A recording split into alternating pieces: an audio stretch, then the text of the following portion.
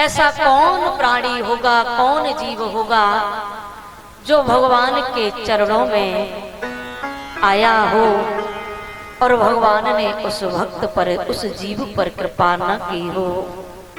राम ही केवल प्रेम प्यारा, जान ले कोई जान निहारा। भगवान के चरणों में जीव का प्रेम हो जाए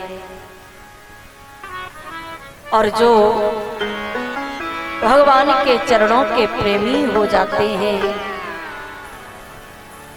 उन्हें संसार में फिर कुछ और पाने की कामना शेष नहीं रह जाती। गर आराम की तलब है तो एक काम कर, गर आराम की तलब है तो एक काम कर, आराम की शरण में बस राम राम कर, बस राम राम कर। और जब हम भगवान की कथा को श्रवण करते हैं, भक्तों के चरित्र को श्रवण करते हैं, तो हमें लगता है उन जीवों पर भगवान की इतनी कृपा हुई, भक्तों के साथ भगवान ने ऐसी ऐसी लीलाएं की, तो फिर हमारी भक्ति में वो कौन सी कमी है जो भगवान हमें प्राप्त नहीं हो पा रहे। फिर हमें लगता है कहीं न कहीं हमारे भजन में कमी है, कहीं न कहीं हमारे भक्ति में कमी है, हम उनका चिंतन कम कर पा रहे हैं। और जो भगवान के प्रेम में डूब जाते हैं ना, प्रेम कोई वर्णन करने का विषय नहीं है। प्रेम शब्द जो है वो मुख से व्याह करके नहीं बोला जाता। और जिसने ये कह दिया कि मैं भगवान को बहुत प्रेम करता हूँ, समझ जाना वो अभी भगवान के प्रेम में डूबा नहीं है। क्योंकि जो प्रेम में डूब जाता है, जो भगवान की भक्ति में डूब जाता है, प्रेमी के पास, डूबने वाले के पास फिर बोलने के लिए शब्द नहीं होते। प्रेमी गूंगा होता है, प्रेमी मौन हो जाता है, फिर उसे व्यर्थ की चर्चाएं करने में कोई आनंद नहीं आता। संसार में बिना बोले अगर हम नहीं रह सकते तो बोलना है तो इस जिह्वा से, इस मुख से हरि नाम बोलो। संसार में कुछ किए बिना नहीं रह सकते तो धर्म कर्म करो। कहीं जाए बिना नहीं रह सकते तो भगवान के तीर्थों में जाओ, भगवान के मंदिरों में जाओ, न कि मदिरशालाओं में जाकर के मदिरा पान करो। कथा श्रवण करते करते जीवन में भगवत प्रेम जागने लगे और भक्त जब भगवान के मार्ग पर चलता है, संसार में उसकी अवहेलनाएं तो बहुत होती हैं कि जीवन बातों में ही तो बीता जा रहा है। जीवन का अगर सच में ही सदुपयोग हो रहा है तो जो हम भगवान की कथा में बैठ करके श्रवण कर रहे हैं, भगवान का जो चिंतन कर रहे हैं, भगवान का जो भजन करते हैं, वही जीवन का वास्तविक क्षण हमारे साथ में है। बाकी तो सब यही रह जाना है। जीवन में भगवान को पाने की ललक हो जाए, हृदय में भगवत प्रेम इतना जाग जाए कि हे नाथ, अगले जन्म में नहीं, इस जन्म में ही मैं आपके चरणों तक पहुंचना चाहता हूं।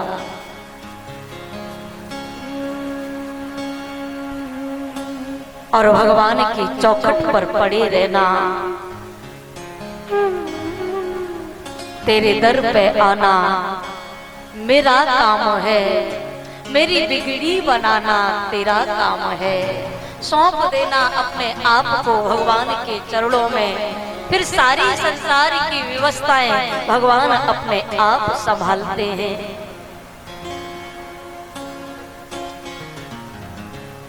राजा जयमल की कथा आती है। और राजस्थान के एक राजा हुए जयमल, जो भगवान के बड़े प्रेमी थे। राजा का नियम था कि राजसभा में बैठ करके वो 3.5 घंटा नित्य भगवान का भजन करते थे। कितना? 3.5 घंटा बैठ करके। और राजा का ये आदेश था, पूरी प्रजा में सेवकों चाकरों को आदेश था कि जिस समय मैं भजन करूं उस समय बीच में कोई हमें डिस्टर्ब नहीं करना, कोई हमें बीच में बाधा मत डालना। अगर जिसने भजन करते समय बीच में कोई बाधा पहुंचाई उसे मृत्यु दंड दिया जाएगा। क्या दिया जाएगा? मृत्यु दंड दिया जाएगा। और राजा जयमल तो भजन करते थे। क्षेत्र के दूसरे राजा ने कई बार राजा के राज्य पर आक्रमण किया, लेकिन जयमल के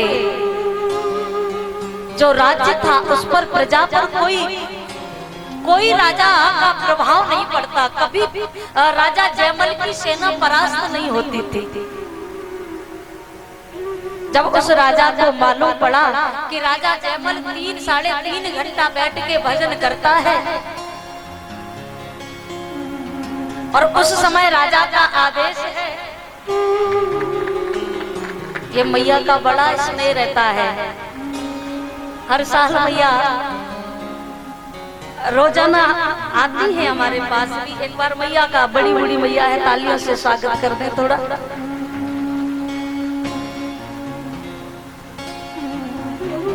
वो राजा को मालूम पड़ गया कि राजा का आदेश है जिस समय भजन में बैठा जाए उस समय हमें बीच में कोई बोलेगा नहीं, डिस्टर्ब नहीं करेगा।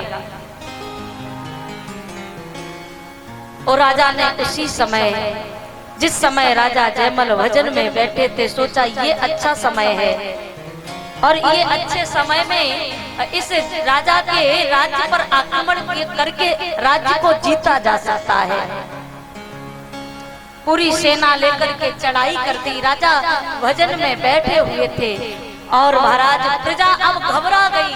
पूरे राज्य में हाहाकार होने लगा कि जयमल राजा तो भजन में बैठे हैं, अब क्या होगा? राज्य पूरा छीन लिया जाएगा, अब तो अनर्थ हो जाएगा, क्या करें? तो राजा जयमल की माँ से युक्ति निकाली गई कि माँ को भेजा जाए, क्योंकि माँ को राजा जयमल कुछ बोलेंगे नहीं। माँ को भेजा जाए तो माँ अगर राजा जयमल को समाचार देंगी तो शायद राजा जयमल भजन छोड़ करके जो राज्य पर चढ़ाई की जा रही है युद्ध के लिए तैयार हो जाएंगे। राजा जयमल की माँ ने कहा कि बेटा अब ये समय माला करने का नहीं, अब ये समय भाला उठाने का आ गया है। तेरी प्रजा पर आक्रमण हो चुका है, राजा उठो और तुम राज्य के लिए युद्ध की तैयारियां करो। राजा का थोड़ा ध्यान खुला, कहा माँ क्या कहा? मैं भजन छोड़ करके युद्ध की तैयारियां करूं? और माँ ये क्या मालूम तुम्हें कि भजन छोड़ करके युद्ध करके हमारा मंगल हो जाएगा? ये तुमने कैसे सोच लिया? माँ भजन छोड़ करके किसी का भी आज तक मंगल नहीं हुआ है, इसलिए माँ मैं अपना भजन नहीं छोड़ सकता। और भजन के समय यदि हमारी प्रजा का अमंगल होगा तो वो भी हमारे करुणा निधान देखेंगे। और ये बात कह करके राजा फिर ध्यान में बैठ गया। इधर भगवान का सिंहासन हिल गया कि राजा जयमल मेरे भजन में बैठा है और प्रजा आक्रमण करती जा रही है, क्या करें? भगवान ने आज राजा जयमल का ही रूप बनाया और जो घोड़ा बना था, घोड़ा जो राजा का बड़ा अच्छा घोड़ा था, भगवान ने वो घोड़ा को हाँक दिया है युद्ध भूमि में, और युद्ध भूमि में एक बार में ही वो जयमल का रूप धारण किए हुए भगवान ने पूरी सेना परास्त कर दी। राजा जयमल का जब भजन पूरा हुआ, 3.5 घंटा बीत गए, आकर के सोचा अब देखा जाए कि मेरी प्रजा पर किसने युद्ध के लिए किसने भूमिका बनाई, कौन युद्ध कर रहा है, चल करके देखना चाहिए। राजा ने जब जाकर के देखा, घोड़ा बंधा हुआ है, घोड़ा पसीना से पूरा भीगा हुआ है, कांप रहा है, कांप रहा है। राजा ने देखा कि मैं तो भजन में बैठा था, ये मेरा घोड़ा युद्ध में कहाँ गया, मेरा घोड़ा क्यों भीगा हुआ है। तब राजा को आवाज सुनाई दी, राजन समझते देर न लगी राजा को, हो न हो मेरे प्रभु ने ही मेरी प्रजा के रक्षा के लिए, मेरे भगवान ने कोई लीला की होगी। इतने में सेवक जाकर आए, प्रजा ने आकर के समाचार दिया, पूछा कि अरे सेवकों, वो राजा वापस चला गया, क्या युद्ध का क्या हुआ। कहा महाराज अभी तो आप युद्ध करके वापस लौटे हैं, पूरी सेना एक बार में आपने परास्त कर दी, और आप कह रहे कि युद्ध का क्या हुआ। राजा जयमल भगवान के चरणों में गिर गया, हे नाथ, मैं किस मुख को लेकर के अब आपका भजन करूंगा, क्योंकि मैंने अपने स्वार्थ के लिए, भजन के लिए आपको युद्ध करने के लिए विवश कर दिया प्रभु। रोने लगा राजा। तब भगवान ने राजा को स्वप्न दिया, राजन मैं तो हूँ भक्तन को दास, भक्त मेरे मुकुट मणि, मैं भक्तों का दास बनने के लिए तैयार रहते हैं। मैं अपने भक्तों को अपने मुकुट की मणि बना करके रखता हूँ, अभी कभी अपने भक्त को कोई कष्ट नहीं होने देता। कोई एक बार इनका बन करके देखे, कोई एक बार इनके चरणों में प्रेम करके तो देखे। भगवान सारे नियमों को बदलने के लिए तैयार रहते हैं, कोई एक बार इनका बन करके तो देखो। अपने आप को भगवान के नाम से बेच दो, और औरों की तो क्या कहें। प्रमाण है हम भी आपके सामने, जब तक बिके नहीं थे, जब तक बिके नहीं थे, कोई पूछता नहीं था।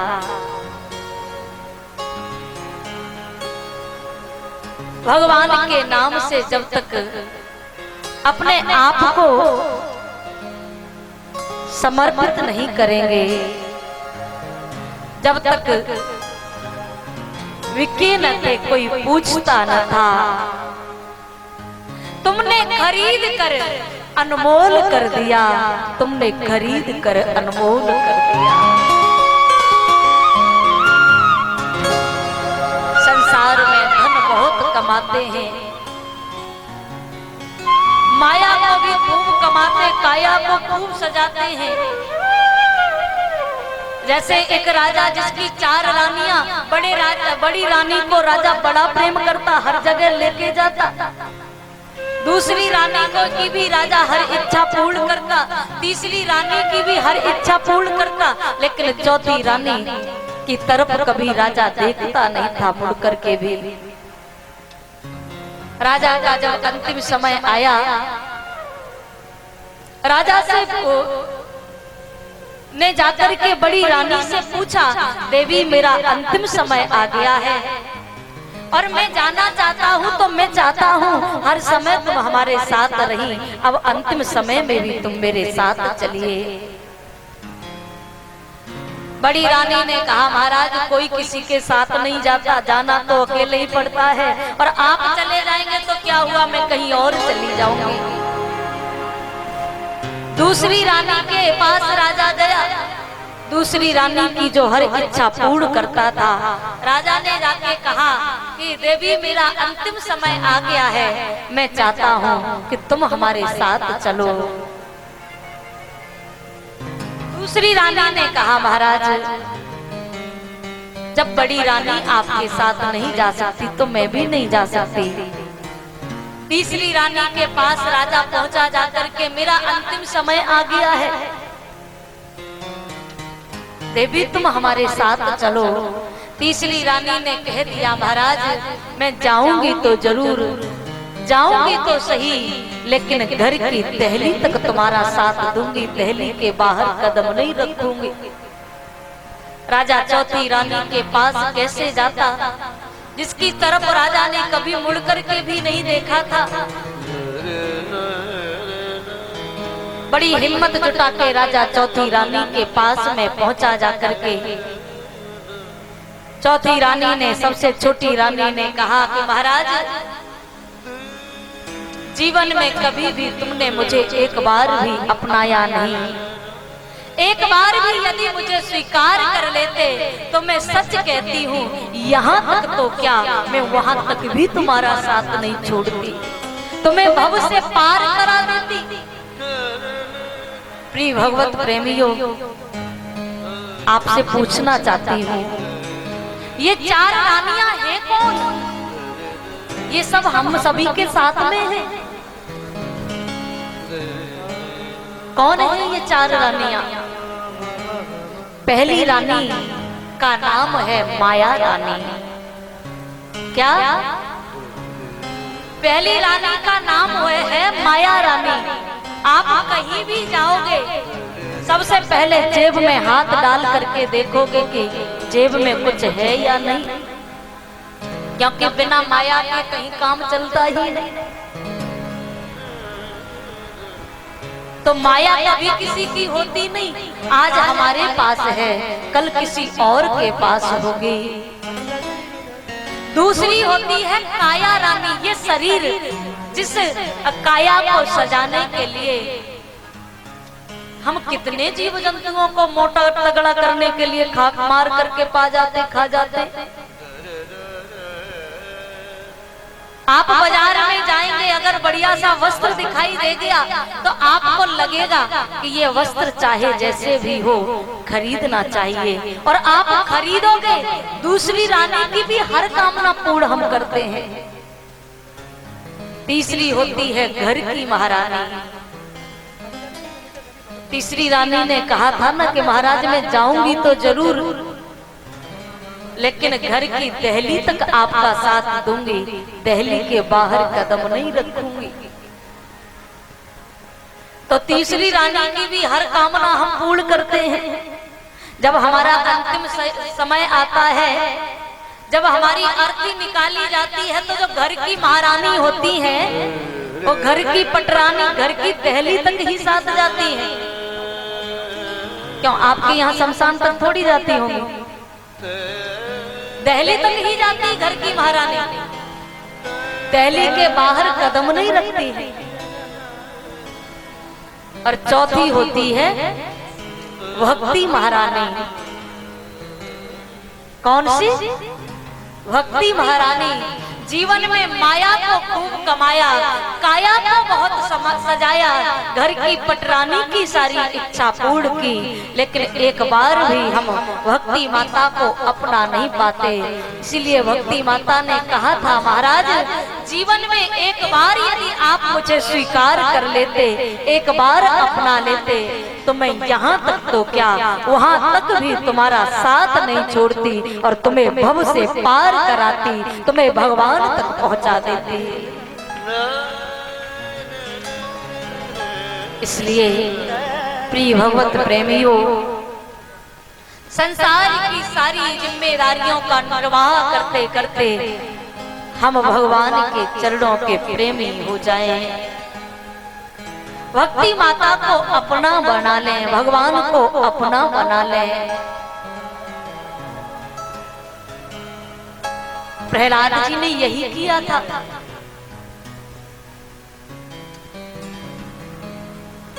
भगवान को अपना बनाया तो भगवान खम्मा फाड़ करके नरसिंह भगवान का रूप धारण करके प्रहलाद को बचा लिया भगवान ने। और जब भगवान का कोप शांत नहीं हुआ, प्रहलाद ने प्रणाम किया। भगवान ने पूछा प्रहलाद मेरे कारण तुझे बहुत कष्ट मिला। आज स्वयं परमात्मा एक भक्त से कहता है, बेटा प्रहलाद मेरे कारण तुझे बहुत कष्ट मिला, मुझे क्षमा कर देना बेटा, मुझे क्षमा कर देना। प्रहलाद कहते हैं, प्रभु मैं तो बालक हूँ और कष्ट सहने की क्षमता भी आपने ही प्रदान की। प्रभु जब जब कष्ट आया आपने हर घड़ी हर संकट से हमें निकाल लिया। प्रहलाद मांग लो बेटा, क्या चाहिए तुम्हें? प्रहलाद ने कहा, प्रभु मांगता तो वो है जिसके पास कुछ नहीं होता और देना ही चाहते हो प्रभु, तो मेरे पिता का उद्धार कर दो। भगवान ने कहा, प्रहलाद तू बहुत भोला है, जिस पिता ने तुझे इतना सताया, इतना कष्ट दिया, तूने उनके लिए वरदान मांग रहा है। प्रहलाद ने कहा, प्रभु कोई भी माता पिता चाहे जैसे भी क्यों न हो, लेकिन संतान कोई अपने माता पिता के ऋण से कभी उऋण हो ही नहीं पाती। प्रभु प्रहलाद जिस पिता का उद्धार हमारे हाथों से हुआ हो, उस पिता के उद्धार में अब कमी क्या रह गई? और प्रहलाद तेरे जैसा भक्त जिस कुल खानदान में उत्पन्न हो जाए, उसकी एक नहीं दो नहीं 7 पीढ़ियों तक का उद्धार हो जाता है। और भक्त नरसिंह मेहता ने तो यहाँ तक घोषणा की कि जिस कुल में भगवान का भक्त उत्पन्न हो जाए, उस कुल की 21 पीढ़ियां तक तर जाती हैं। और प्रिय भगवत प्रेमियों, आजकल कोई अपने संतान को भगवान का भक्त बनाना ही नहीं चाहते।